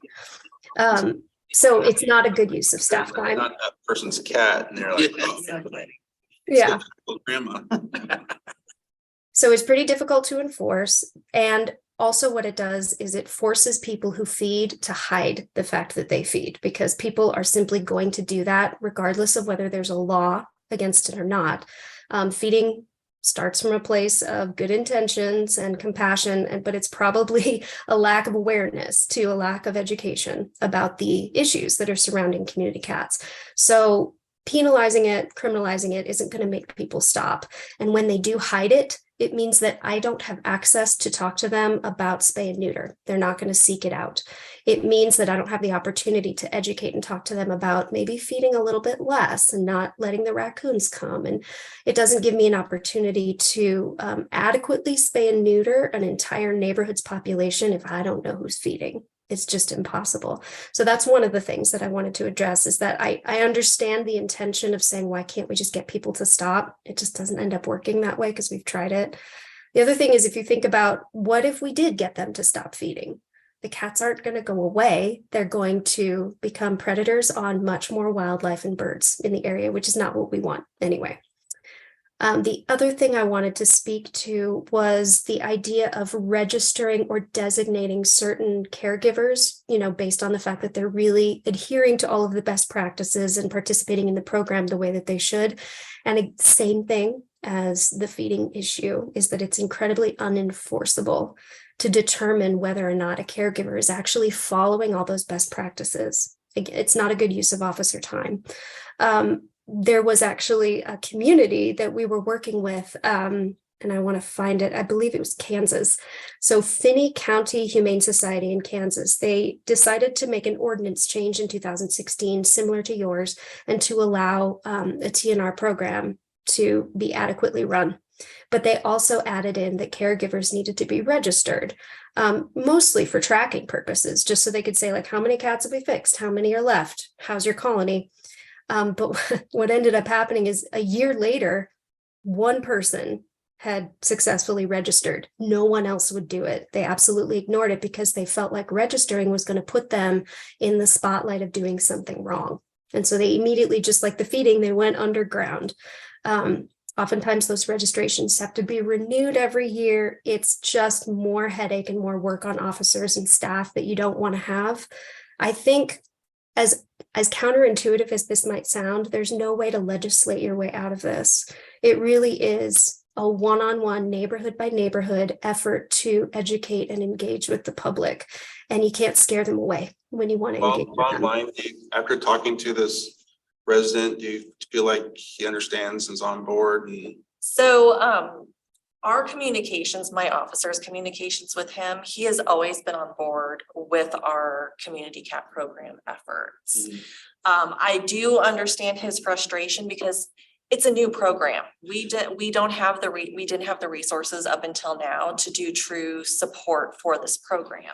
And we still hadn't up until this year. So currently the way we've been operating Community Cat is we've been providing vouchers to residents who trap and want to spay and neuter and return back to their area. We are also going out and trapping cats, but there are no veterinarians within our community that are willing to spay or neuter feral cats. So we have to drive to Tacoma, to Northwest Spay Neuter Clinic to utilize their feral cat program for spay neuter. So that is the only way we have been able to provide spay neuter up until now. One of the great things, and we'll just push right through, is now that Joint Animal Services has approved their new budget, we have a medical team approved within that budget, which means for the first time in Jazz's existence, we'll have a veterinarian on staff and we will have a medical suite to provide our own spay neuter surgeries, which also means that we can now participate in shelter, vaccinate, neuter returns. So if we get animals from a community, we can do it all at our facility and then just pop them right back. And it's not dependent on the community. We communicate fully and are fully transparent with what we're doing. But we can actually up the amount of spay neuters that are actually happening by not only utilizing our own, our shelter animals, but when feral cats come in, we now have that option instead of killing, and we can really up and work with the local TNR groups to help facilitate this faster. So this is one of the really exciting components. And I will say, Mr. Lee has not experienced what a fully managed community cat neighborhood looks like. I can speak to it extensively. I know you guys have a ton, like other things on, so I won't do that now, but I'm more than happy to talk with you guys about what that looks like. And it's really great. They do consistently manage their population. They drive all the other cats out. And it's actually a benefit to the community when they're around. The question is, we had a public comment. Yes. Mr. Lee, and one of the questions was about individuals who decide not to cooperate or work in partnership with JASCOM. And he suggested changing some of the language around how we define a community cat caregiver to indicate cooperation with JASCOM. And I wondered what you thought about that. I think that again becomes falling into kind of trying to restrict your way or mandate your way out of this, because everybody's a community cat caregiver who puts food and water out for an animal. I think trying to define what that is right back to defining what an owner is, and then trying to hold that person accountable for the actions of cats that don't belong to them. Once again, legislating your way out of this. Yeah. Correct.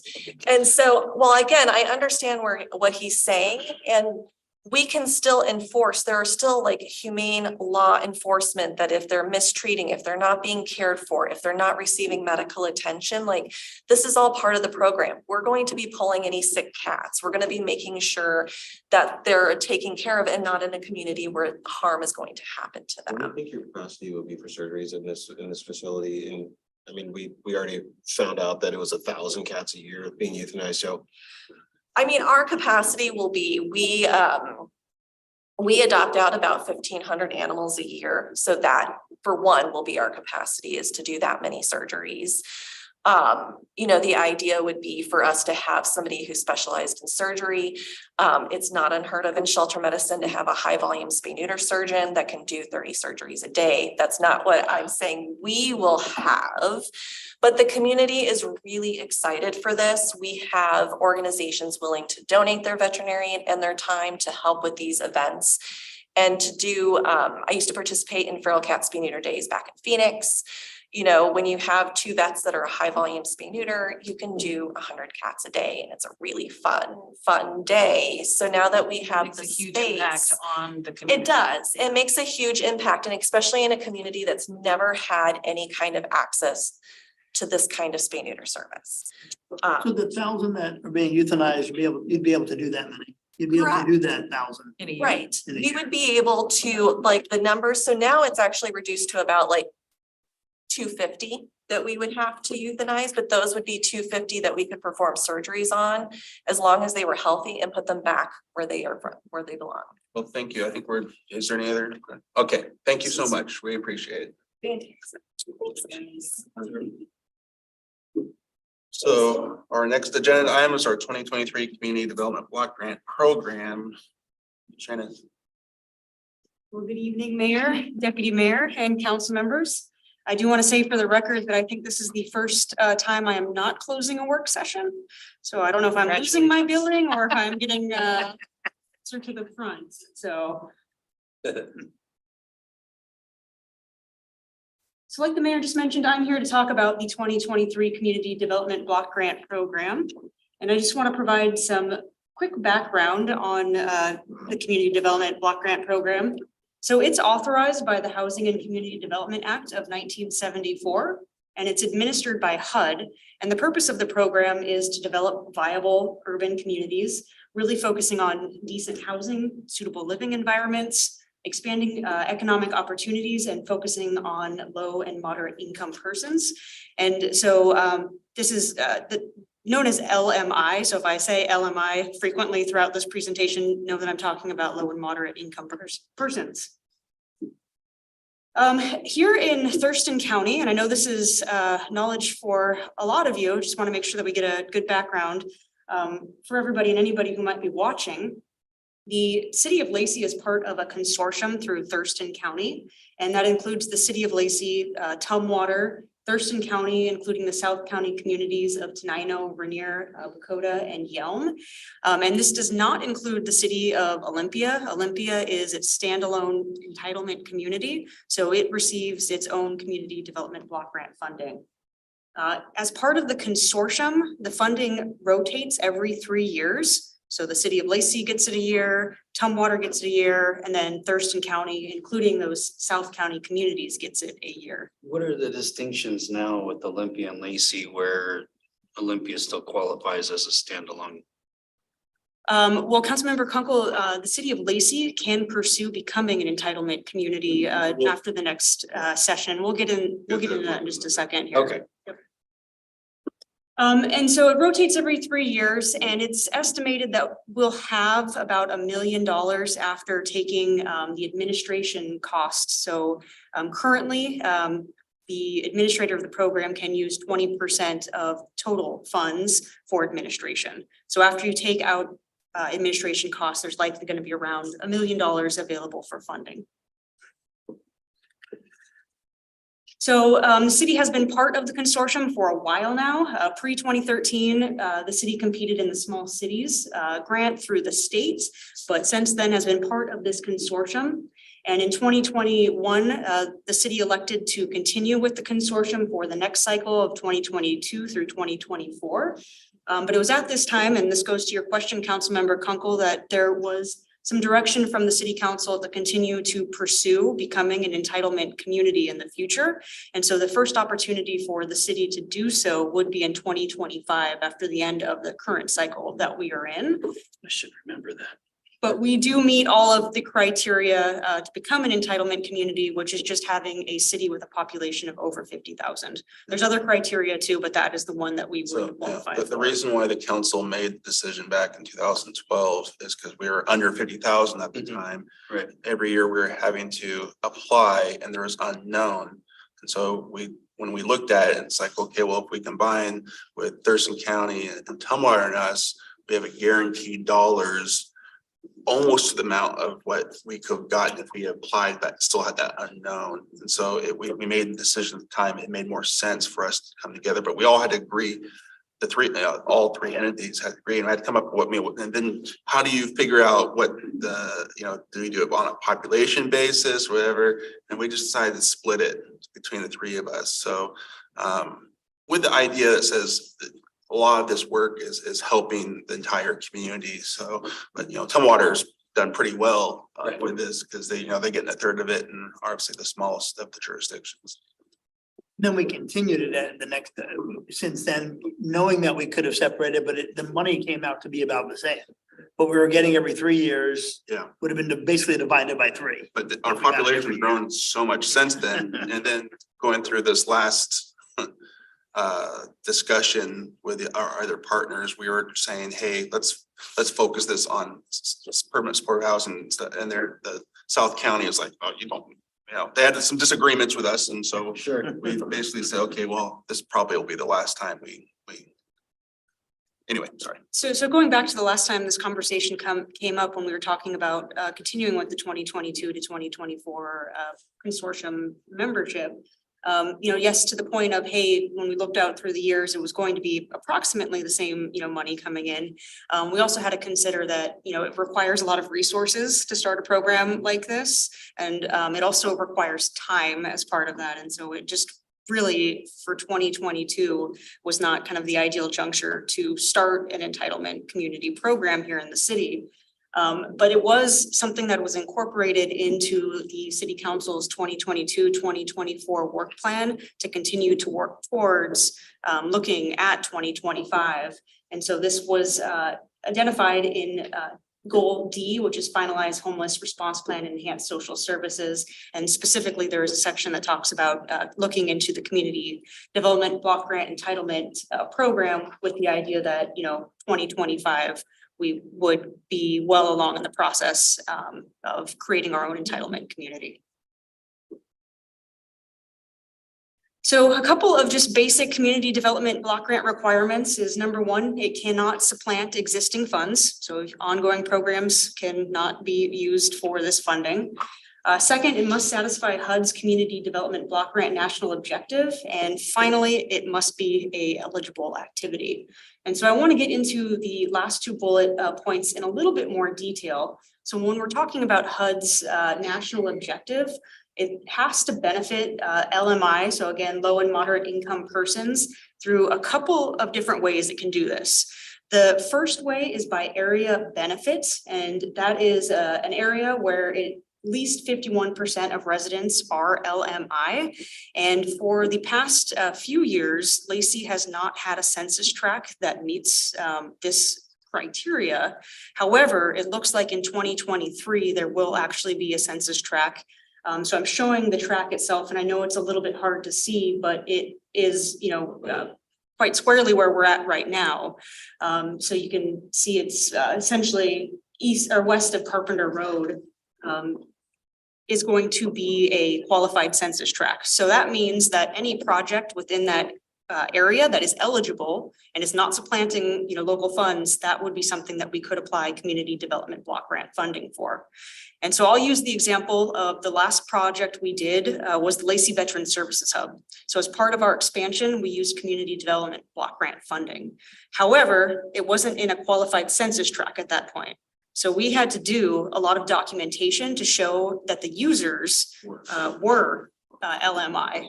But now, if we were to do this project again, that project would qualify outright because of the location of where it is. The second thing is the limited client benefit. And so there's two criteria, and one is the documentation that I just mentioned. So if you do extensive documentation on a program and it shows that 51% of the participants that benefit from the program are LMI, that's eligible. The other category is presumed LMI. So for example, I put up a couple of them here. So domestic violent victims, older adults, homeless persons, et cetera. Those are all presumed LMI, and so they outright qualify. So an example of this, and this has been a project that the city previously did, was an expansion at the Virgil Clarkson Senior Center. Because the Virgil Clarkson Senior Center services older adults, it qualifies under the limited clientele benefit. And finally, the last criteria that you could qualify on, and again, you only need to qualify in one of these three, is the housing benefit. So the program provides or improves permanent residential structures that will be occupied by LMI income households. I have just a quick question. How many people do you think live in this purple area? Not a lot. Council member or deputy mayor, I do not have a good answer for that, but I can certainly get you the actual population. That's gonna need to be like That you- residential housing there for 10 years. It's not very many. I know one person who lives there. Yeah, I happen to live in the oldest third Lacey neighborhood, which is mostly older retirees that's why that's probably showing up. And then, of course, just 14th Avenue in there, that's old housing stock as well. I'm surprised it doesn't come down a little bit farther around the Lacey Elementary, that has historically been This considered. is separate where the cottaging are and stuff. This is census tract based, so. Yeah. So this particular census tract has also been designated as qualified for opportunity zone and. This opportunity zone area. EDA hub zone for business. Yep. Underrepresented business. I didn't mean to derail your presentation. I was staring at it and I'm Not trying to think what house. Deputy Mayor, we can get you the population count. You can certainly follow up on that. So the funding it sounds as if it's pretty flexible. I would say it's the most flexible federal funding that comes to cities.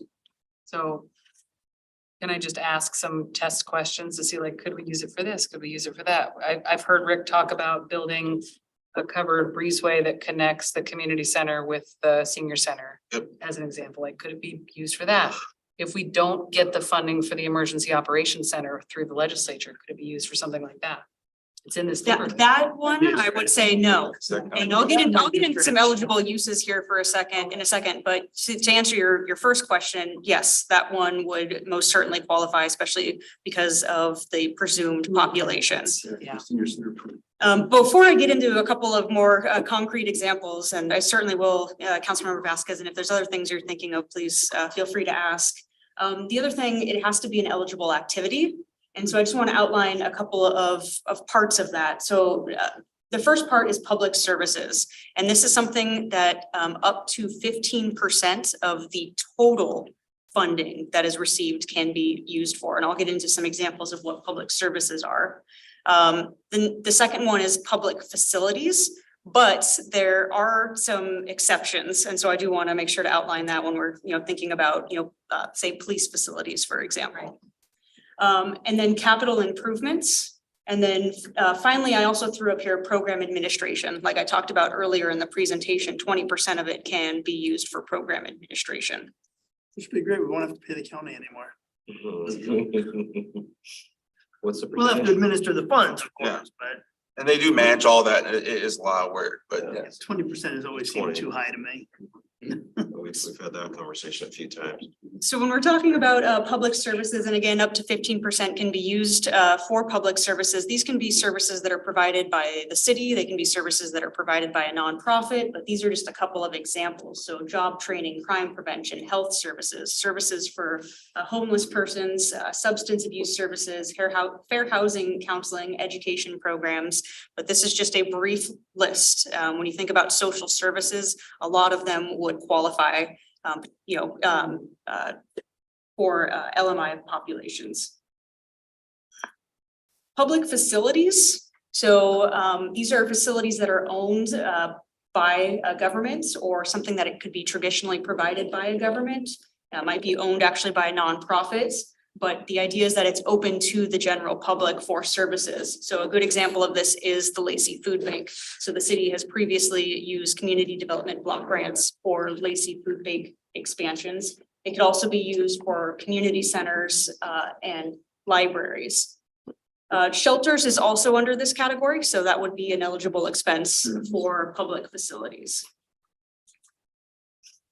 Public improvements, this can really mean a wide variety of infrastructure improvements. So, if we're thinking about our census tract that does qualify, and I'll just use this as an example, this could be street projects in that census tract. This could be sidewalks, this could be parks, playgrounds, water lines, parking lots. So there's a lot of opportunity to use those funds for public infrastructure improvements as well that are used by LMI populations, through one of the three criteria. So I did provide in your packets this evening, this table, and it does give some eligible examples of what projects could look like. And I'm not planning on reading all of them because that font is very small and it would take a lot of time. So please, Here, you guys this? feel free to jump in, that might help, to be honest. But I did want to go back to what are some generally ineligible uses. So general government expenses would not qualify. Public facilities, and Councilmember Vasquez, here's the question that you asked, like city halls and police stations are ineligible activities. Stadiums, exhibit halls, schools, political activities, certain income payments, new permanent residential housing construction. There's some caveats to that, so I just want to highlight that. And then income payments. It's on there twice. It is on there twice because I wanted to make sure we got that point across. Say it once, say it twice. How does income payments sort of connect to the ability to use up to 20% for administrative costs? Because isn't that paying somebody to do the work? Great clarification. So it's not from like a administration standpoint. It is like you would be paying a program participant. Oh, income. okay. Yep. Good clarification. And so like the mayor already mentioned, and I think Councilmember Greenstein also mentioned, when you have these programs, it takes a lot of resources, which is why there is that administrative allocation that can be used. It's very labor intensive, and we're really excited to be bringing on here in the future a social service coordinator who will be able to help with this program and really help continue to look not only at what the city decides to do for the 2023 community development block grant program, but also continuing to work towards that entitlement community for 2025 and beyond. This position will also be really instrumental in taking a look at this program and then other social service programs as well here at the city. So as part of the community development block grant program, you do need to have a plan, and it's called a consolidated plan. And so Thurston County with the city of Olympia has created the 2018-2022 consolidated plan. And the 6 goals are affordable housing, economic development, public facilities and infrastructure, social services, continuum of care, and land acquisition. I do want to make a note that they are currently working on the next consolidated plan. And I know this doesn't give individuals a whole lot of time, but there is a survey that is available right now. It closes tomorrow on what should be priorities in the next consolidated plan. So I highly recommend anybody out there who's interested to go take the online survey. You can find it at the county's webpage. I provided just kind of a really high level overview of community development block grant funding from 2013 to 2022. And I recognize this chart might be pretty small, but what I did wanted to highlight was the city of Lacey, the 2 biggest categories that have been funded, and this makes a lot of sense because public service can only be 15%, has been affordable housing and community facilities. So this is since the city joined the consortium. And what I've highlighted in table B on the left is the reason why we're talking about it here today, and I haven't mentioned this yet, is that we will be receiving funds in 2023. So what I'm here tonight to do is to get some direction on what should be our priorities for our spending for 2023. And again, this is part of the packet that I provided you all, but I did want you all to see the different types of programs that the city has been involved in. And it's, a very wide range of programming.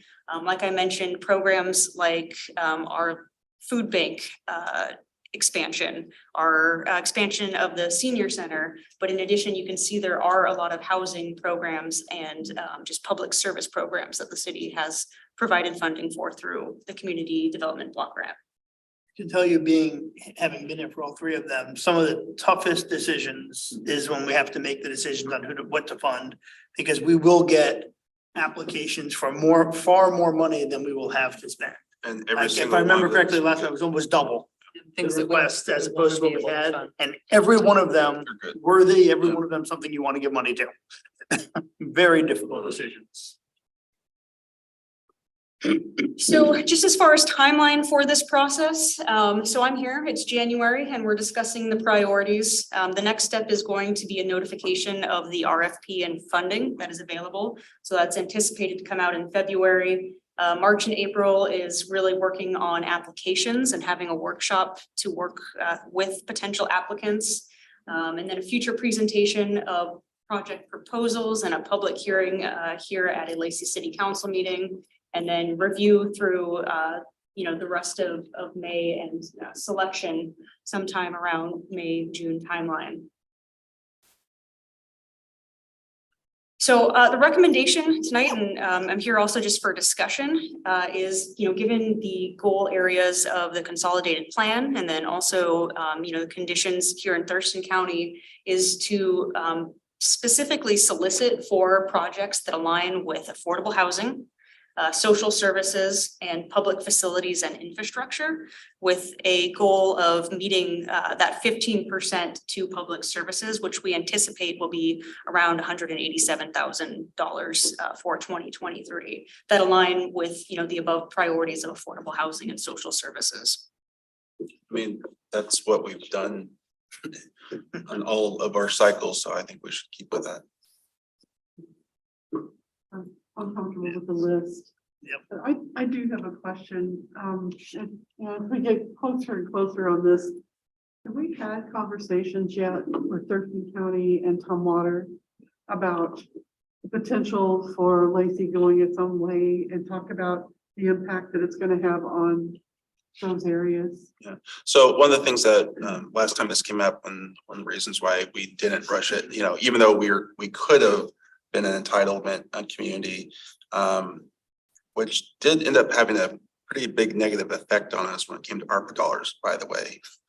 By us not becoming an entitlement community, the county received a larger portion of our ARPA dollars through that way, just for the record. But a concern was, will the county and Tumwater can be able to continue under this program if Lacey leaves? And that, yes, they will be able to. Now it's based off of a population. CBG is always based off of it. It's more than just population. It's population times, There's two formulas to determine funding, and both of them have kind of different tangibles, but population is always part of the formula. But one thing that will be able to happen in Tumwater and Thurston County circumstances, instead of waiting every 3 years, they're gonna have to every other year. Now, they're gonna have to figure that out. And they'll have far less money to. They'll have a little, because Lacey will be coming out, we'll be taking our population out. And so, it's one of those things where I think at this point, South County has made it pretty clear that they really are interested in making sure they have more control over their CDBG dollars and not necessarily they have different they have different needs, I think, because these dollars are so flexible and they've used their dollars for some things that we wouldn't have used our dollars for, and that's their prerogative. But I think at this point, I'm feeling pretty comfortable with Lacey going forward with our own entitlement program, and I think Thurston County and Tumwater are going to be fine in their circumstance. They're going to get a little bit less, but they're going to get more often. I think it's going to be okay. And the bottom line also is, we have to represent the people of Lacey, and this is what's best for Lacey is to separate. Right. And that should always be our first obligation is for Lacey, since you are elected to represent Lacey and not the entire And county. what's Well, different? certainly, I hear that, but I don't want there to be any surprises. I want them to plan forward. Sure. And I think So- you've been in contact Yeah, with so them. Councilmember Cox, we have discussed this, and I know we had a couple of meetings prior to us going forward with the 2022-2024, where we discussed potentially, exiting the consortium, and certainly, working with the county with 2023, we've had conversations about, the city of Lacey looking to become its own entitlement community. It's, part of the adopted 2022-2024 work plan. And so it's certainly out there and available. And we look forward to continuing those conversations with our partners as well. But, to confirm, when we did talk with HUD during the last round, they did confirm that the consortium would most certainly continue without Lacey's participation in the program. And it also means that we get additional funding in 2 years instead of in 3, right? We'll get every We're not year. participating in Every year. 2025, but starting in 2025 But- is when we would get the next. It'll be 25 and 26, 27. Every year will be a Tumwater was part of the consideration. How much less they would receive and the effect that would have on them. And so consequently, we are now looking at 2025 as opposed to what we could have done. No, I get it. We're working so hard on regional collaboration on things that I just want to make sure we're keeping our own. And On the helping. I've thought about this quite a bit. The difference about CDBG dollars and some of these other dollars that we're working with the Regional Housing Council is a lot of those dollars within the Regional Housing Council are very prescriptive dollars, right? And so it really makes a lot of sense for us to be working together, pull those dollars together and have the biggest impact. CDBG is one of those programs where there's so many different things out there that you can really sort of tailor it to your community. And we all have our individual community needs. And that's why I respect South County saying, hey, we have different needs than you do in North County. We don't want to be prescribed to.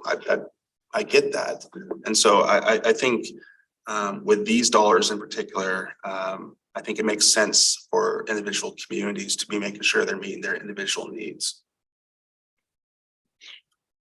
So any other discussion? Are there any other questions I can answer for the council? Thank you for all this information, putting it all together like this. I'm telling you, this is one of the more difficult things to do. Because we're gonna have so many great applications. They're all gonna be worthy. And we're gonna, it turns into a math issue and we're gonna have to figure out how to, We have $1 million, we'll have 2 million in requests and yeah, there won't be any that aren't worthy, but it's always difficult. we're a little ways off, but once, the direction we do become an entitlement community, I hope that council will start to think about in strategic ways on how they move forward with these dollars and have a plan that they want. But first of all, we have to come up with a plan. But then, we're gonna have to figure that out because it could easily turn into chaos because everyone's wants some dollars. You're gonna have to be able to prescribe it a little bit better to make sure we're meeting all of our community's needs. So, but that's it's years out.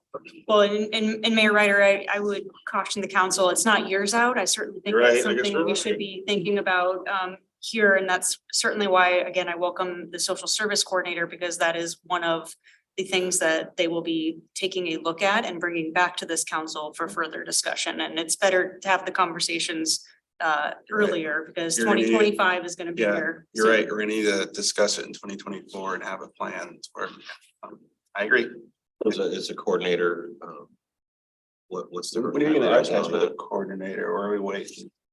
So we are currently working on putting all of the pieces together to get it advertised and hopefully we will be able to go out here sometime in the next couple of months. Okay, so are you gonna wait until the city manager's in play? No? Okay. Thank you. So our last agenda item, those are city council our board's committee assignments. I asked if you had any conflicts, please get a hold of me. I only heard from Councilmember Kunkel. He said, nope, everything's fine, but doesn't want any more. I assume since I didn't hear from anyone else, everyone's good. I'm good. Then with that, we've reached the end of our agenda. Without objection, I will call this meeting